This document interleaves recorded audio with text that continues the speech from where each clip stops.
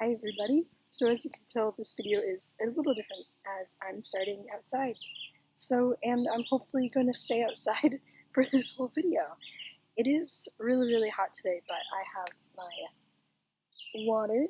We're going to get right into it with top 10 pieces of NaNoWriMo advice that I learned from Twitter. Now, this is by no means supposed to be a comprehensive list or even the best advice out there. These are just some of the best advice tweets that I thought were good, that I thought I could talk about. Hopefully I can talk about them in relation to my NaNoWriMo project right now too. Alright. The first piece of advice that I found on Twitter was just two simple words: enjoy it, enjoy it, enjoy it. And then they also add, because progress is always winning. I think it's really good to remember that even though it can be stressful, we want to reach that word count. We want to reach that goal, of course, all the time. The purpose of it is just to write something that means something to you and just to have fun. Like, you're writing a novel. To me, that's fun. Hopefully, to you, the person watching, that's fun too, because you wouldn't be watching this if it wasn't. Next up, we have this piece of advice from Anna. If I am in a certain mood when I start my writing day, I lean into that mood and write the scenes that work with what I am feeling. You don't have to write in order all the time. It can actually be helpful to work with what you've got.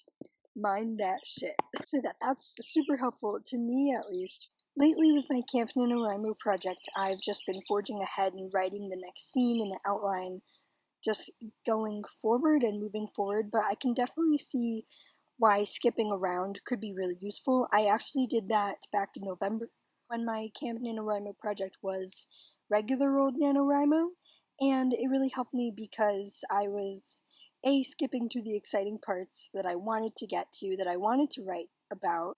I believe Susan Denard calls them cookies, so I followed the cookies. I wrote the cookies first. But generally, I don't really think about my mood when I'm writing.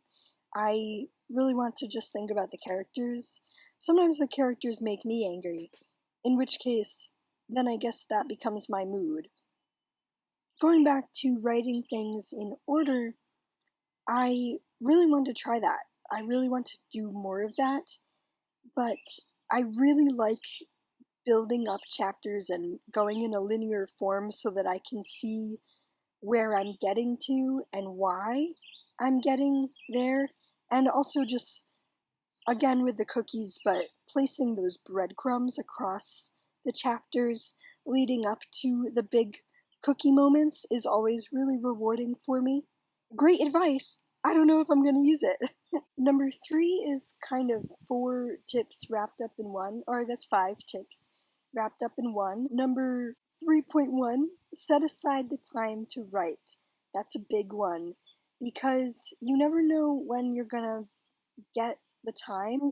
I feel like you can't really rely on, oh, I'm just gonna go throughout my day and I'm just gonna write whenever I want to. One key thing that I've learned this summer, at least, is hopping in on writing live streams, as you saw in my previous video, really makes me more productive, and it makes me more motivated to have that time to write what I want and as much as I can. It's really made a difference. Number 3.2, be patient with yourself. Yes, this is a big one.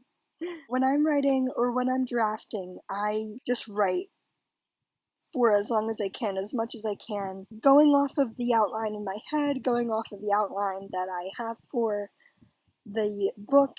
You really can't get hung up on what you don't include and what's going wrong, because at the end of the day, if you're writing for Camp NaNoWriMo for the first time, it's really a zero draft. So you're really only writing it for the first time. So don't get hung up on what you can't include, what you think should happen, or all the possibilities. Just be patient with yourself, because you're already doing an awesome thing. You're already participating in Camp NaNoWriMo. So good for you. 3.3, don't try to write it perfectly this month. So again, going back to the idea of a zero draft, you're writing this thing for the first time, and that's super, super awesome. Don't put a lot of pressure on yourself for it to be perfect, because at the end of the day, will the imagined perfect picture or perfect novel really be the same in your head as on the page? Probably not, unless you can somehow project exactly what you're thinking onto the page. And even then, is it going to come out the same? I don't think so. 3.4, be consistent. And actually, I'm just going to rope in 3.5 into this one too. Be consistent and have fun. I'm going to take that as be consistent with your writing habits. Try and write every day just to keep the momentum going, but also give yourself some slack if you miss a day. It's okay. It's okay. I'm here to tell you that it's okay if you miss a day. Number 4 comes directly from the official NaNoWriMo account this year. You can always adjust your goal. If you're a person who does better with a stretch goal, set it higher. If you'll find satisfaction from reaching your goal and then setting a higher one, start small and make it bigger later. I think that's especially important for me to remember, because this year I set my goal as 70,000. No. I set my goal as 50,000. But where I'm at in the book, with around 46,000 words, I'm not even close to finishing the entire novel. So it's okay to give yourself room. If you find that you're going to reach your goal soon, if you find that even after reaching your goal, you want to write more, that's okay. That's okay. Maybe the point of this video is that there's no rules. You don't have to follow any rules. How's that for number 5? Number 5, this has to do with chapters. So I write chapter by chapter always. I usually write the juicy chapter first, the ones that don't leave me alone, then go back and write the connective chapters and exposition and description and all the rest. Write how it comes to you. You can edit in sequence. Wow, so this goes back to skipping around, writing what you want to do, not writing the chapters with the main cookies that you want to really talk about, that the ones that grab your interest more. I don't think I could ever do this. Maybe this video is just mainly me listing off pieces of advice and then me saying, I don't think this would work for me, which is okay. Juicy chapters. I think this goes back to the breadcrumbs, of course. I feel like I can't write the juicy chapters without knowing what comes first, without the build up to the moments that I want to have big and the ones that will really, really grab readers' attention. I feel like I can't write those chapters without getting that set up.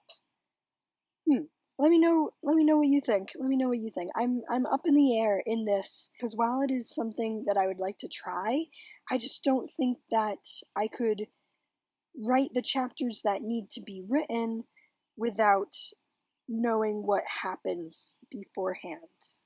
Number 5. This one comes from another Haley who's completed 9 NaNoWriMo events. Wow. Write more than your goal every day if at all possible. The first couple weeks when you have enthusiasm, it's easy to get ahead. And then they also followed that up with another tweet. Once a week or two has gone by, your excitement will start to flag, or you'll miss a day. Having a buffer of words will help you not feel defeated if you can't write one day. That is really good advice. I like that a lot, but I can also see how it would be hard to write so much in the beginning and keep going over your word count in the beginning, and then also feel not motivated by not doing as well as the month goes on. So I can also see that part, which is very interesting. But I also agree that it wouldn't hurt to have this buffer of words, so that at least you know that you've written more and that you can write more than what you may be doing in the last half of the month. Good advice. Good advice. Number 5 is also about arranging scenes and writing scenes out of order. I would write the scenes that you were most moved by just to keep your momentum going. You can always rearrange them later. The reason why I wouldn't take this advice is because breadcrumbs again.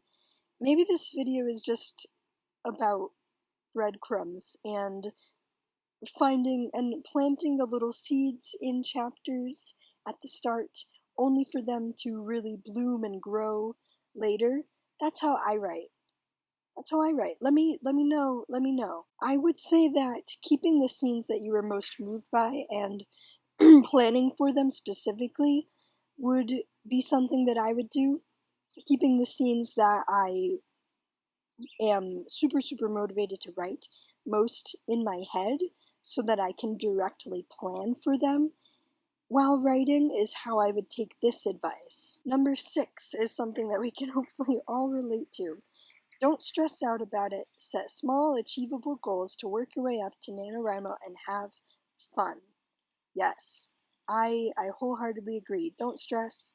Set small, achievable goals. If you think, oh, 20,000 by the end of this week, that's great. If you want to push it to 30, 40, 50, 60, I could just keep counting up. Any of those are fine. Any of those are perfect. You do Camp NaNoWriMo the way that you want to. Tip number 7 comes from author Leah Johnson about balancing identities.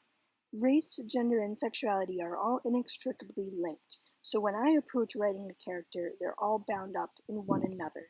I relate to this so much because I feel like sometimes we can fall easily into the trap of making, one character this sexuality, one character this race, this gender, and that's it for the whole book. But if you don't think of them as different aspects of someone's personality or someone's entire character, because obviously people are not one-dimensional and we all have lots of things going on for each other in the world right now and generally and as part of our identities. So why can't we do that in the same with our books, with our projects too?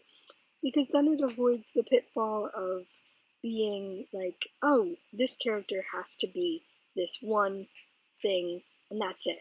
No, that's not good. You want to write characters that are complex in every sort of way. Don't limit yourself to just writing about specific identities that have one character attached to them. Now, this last tip is also from author Leah Johnson, and it's all about revising. If you've been revising this Camp NaNoWriMo like I have, then this is for you. So Leah says, I always start revising with feedback from my critique partners. What we try to focus on in the early stages is, do we know what the main character wants, and is their journey to that end satisfying?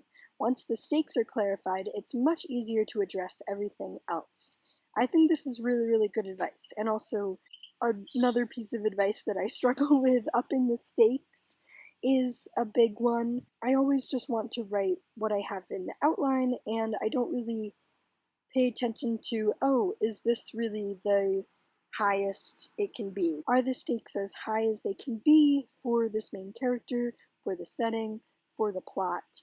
And especially in revision, I think that once you have those questions answered, it is much easier to go back and figure out, what's not working here? Does this fall into the stakes that I've raised?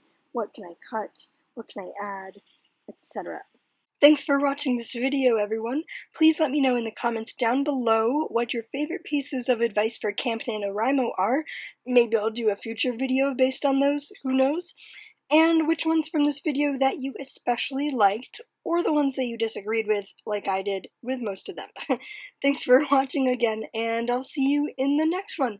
Bye all!